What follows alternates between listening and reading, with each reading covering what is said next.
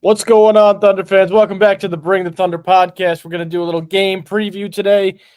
OKC going into Charlotte facing a familiar foe, I guess I'll call him, or friend.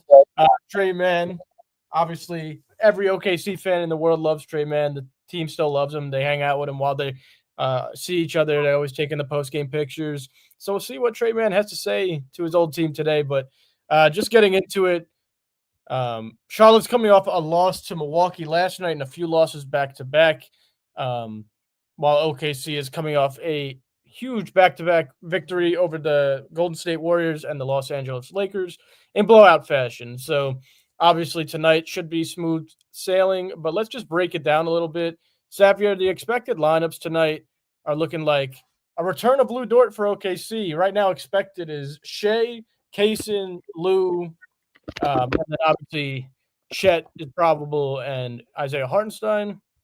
And then on the Charlotte side of the ball, we're looking at an interesting lineup here with Colin Sexton starting at point guard, Sion James at the 2, Con Knipple rookie standout at the small forward, Miles Bridges, and Kalkbrenner at the 5, who's been also pretty solid for them. I guess, do you have any thoughts before we get into our overrated, underrated segment?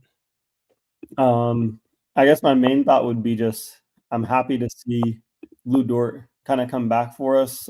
He's had that upper right trap injury. I know that can impact his scoring because you got to be healthy to, especially at his performance level on the offensive end. Like he needs to be firing on all cylinders, especially for the way his shot is as well. It's a very high arcing shot, so there's not really a lot of room for error. So we can give him a little grace as he's kind of recovering from injury. I saw some Twitter accounts that are run by Thunder fans, kind of getting on his case. And it's like, hey, man, he's kind of injured. We know what he is. He's a big-time player.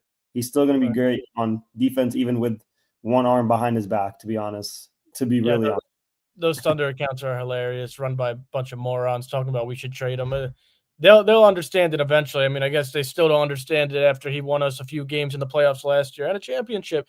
But anyway, quick injury shout-outs. Jalen Williams, both of them are out tonight for OKC.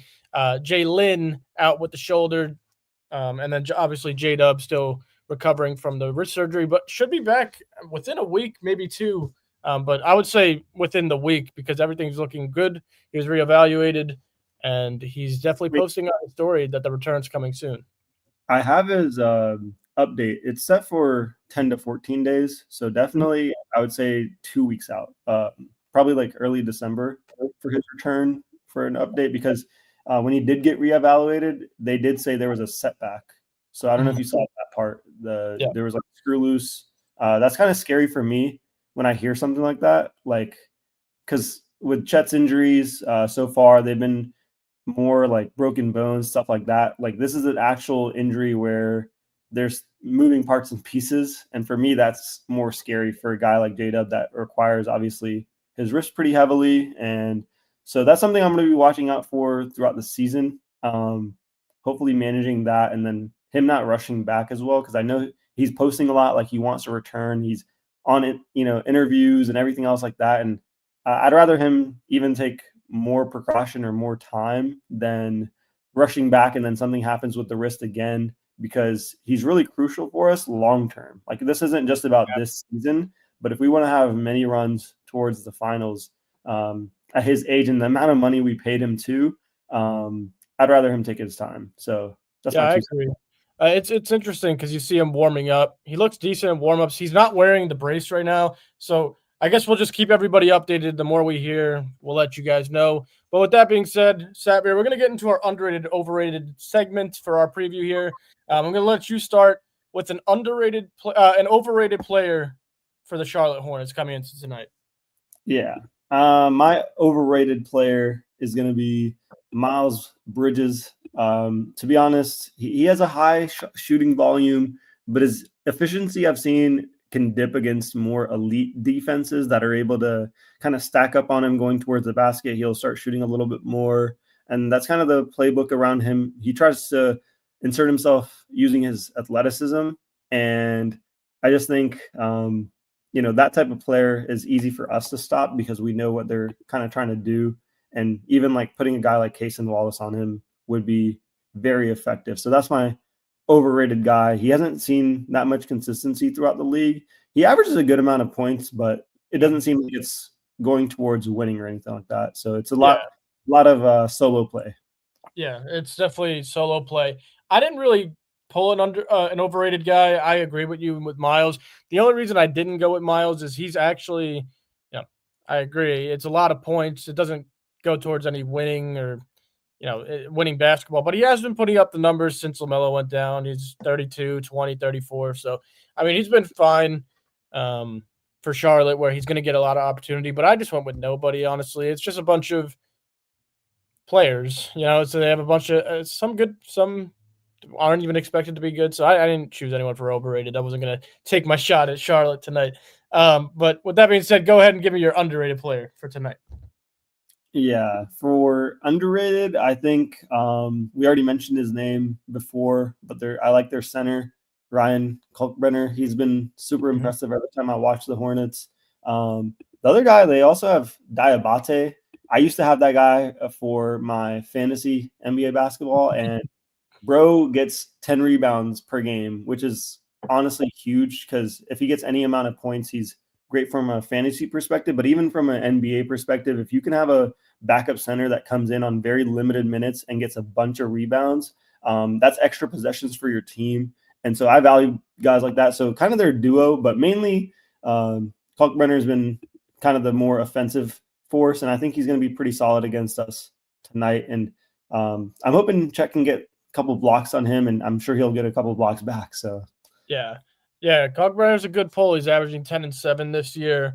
I was going to go with him, but I actually think the best player on the Charlotte Hornets this season has been their rookie Con Knipple. I think he's been really good for them. Even last night, he hit a big three to force overtime in Milwaukee, his hometown, which is pretty sweet for him.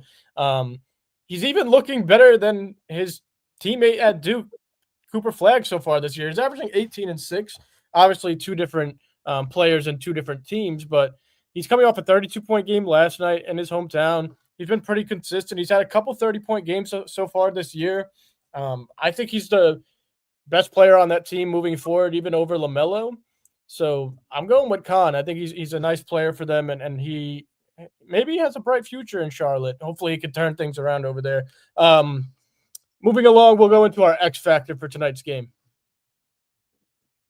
All right. So X Factor for me, man, I think it's an easy choice with Trey Mann. I think with the amount of noise around, him and us playing every time because he's so beloved. It's not just the fact that it's anything on bad terms. I just think, when OKC's around him or his name's around us, it was just forever connected. And you wouldn't assume that with a bench player, but he gave us a lot of good moments when he did play, like a lot of flashes. And then also he was a great guy off the bench where we remember that shot from Shai Gilgeous-Alexander against the Denver Nuggets on the corner, and then it zoomed in on him going absolutely insane. And everyone else on the bench was kind of like not realizing the moment as much as he did. And so that shows you he knew it was going in before he even put it up. Yeah, exactly. And so for him to be that type of teammate throughout his whole time, tenure with us, and then him developing into a player that he is now,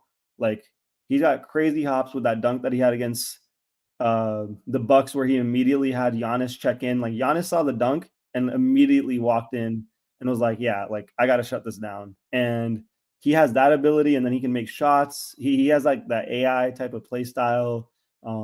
He's just got a lot of flash to him, but he's just a lot of fun to play against. And so he's my X Factor, man. Easy. Yeah. I love the X Factor of Trey Mann. We'll always love Trey Mann and root for him. For me, I wrote in our chat, Miles Bridges, I guess, which is funny enough. I mean, I said, he was putting up the points, hasn't turned into wins. I guess that's the X Factor. I already mentioned Khan being underrated, so that's the best I could give to you, Charlotte. I'm sorry. And then last part of the segment here, we'll go to our favorite, which I think both of us have, Trey Mann. I'm just guessing here.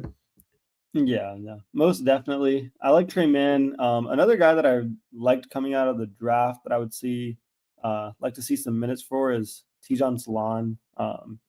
He's just another, I guess, underrated name. He's just sitting there, and they have a lot of injuries. So I'd love to see him just get some minutes and get some opportunities. He's similar to a guy like Oos, getting some playing time. I think he's also French, if I'm not mistaken. So I would like some French prospects. So yeah.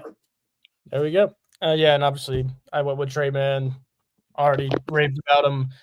If I had to throw another one, I actually do like Con Knipple. Like I actually like him as a player, and I think I caught myself like rooting for him a few times this year, and I have no affiliation with Charlotte at all, and no affiliation with the Duke Blue Devils either. So I guess I just like his game, but that's all I got for you, Charlotte. We're gonna move into some betting lines right now. Currently, OKC is minus 17.5 on the spread. Obviously, pretty hefty, but that's just what it's going to be when you get a team like OKC who's decently healthy against a team like Charlotte, especially without a few of their key players in Brandon Miller and LaMelo Ball. And obviously, minus 1,600 on the money line. No one's going to be taking that, but I had to throw that out there. I guess, Satbeer, give us your predictions on the spread, and we'll move on to player points after that. All right. I'm not going to be as nice as I was in our post game looking forward. I'll be a little bit more truthful here, I guess. OKC's covering. We're probably going to beat them like 118 to 98 or 120 to 100. I don't think they cross that 100 mark against us. They just don't really have the personnel.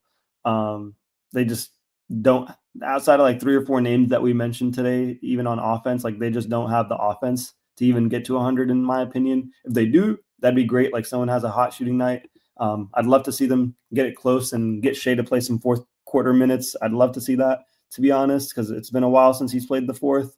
Get his numbers up a little bit for MVP race and possibly score 70 points against the Hornets. That's kind of what I'm looking forward to. So please make it close so we can see more Shea minutes. Yeah. For me, I'm gonna hope that we cover. I believe that we will cover. I feel like if we don't beat this team by 18 tonight, it's kind of like a rocky performance. Like I don't want them to stick around. Like obviously, I want to see more Shea minutes, but tonight we could just beat them hopefully early and kind of just glide through the rest of the game. I'll take OKC to cover. Obviously, take them on the money line if you have that type of money, but I don't think anybody's going to be taking them outright like that.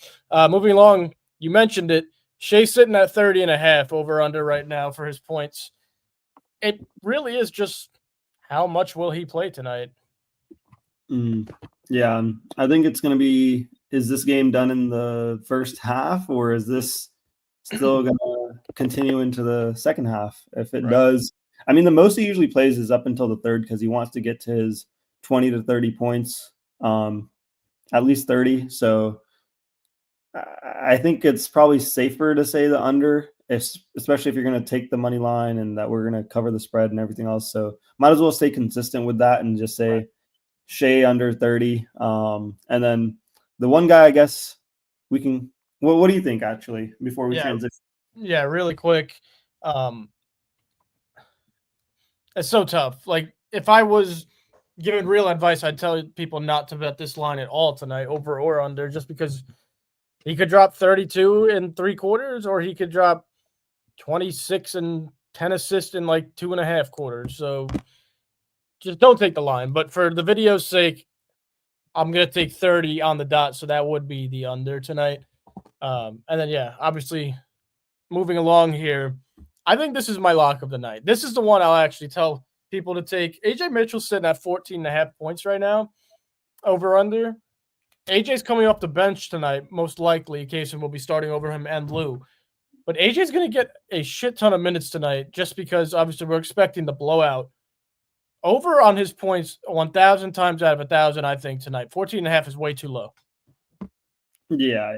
In the last 4 out of 5 games, he's been above 15 plus points off the bench in general. And even with Lou Dort returning, like we're going to see a lot of AJ minutes in general with J-Dub still being out. He's still kind of the secondary ball handler, which is crazy to say from a guy that's pretty early into his career. So I think it's super easy to say for that type of line, like, yeah, AJ is definitely gonna cover for us. So I just texted my friend personally to go ahead and bet on that. So Yeah. Yeah. Yeah, I think that's definitely the lock of the night. With that being said, that is it for our game preview tonight. If you guys are enjoying the content, like the video, subscribe to the channel, go check out our premium subscriptions, and we will see you guys after the game for hopefully what is a Thunder W post-game live stream. Come join us after the game. We'll see you guys then. And Thunder up, baby. Let's go. Thunder up.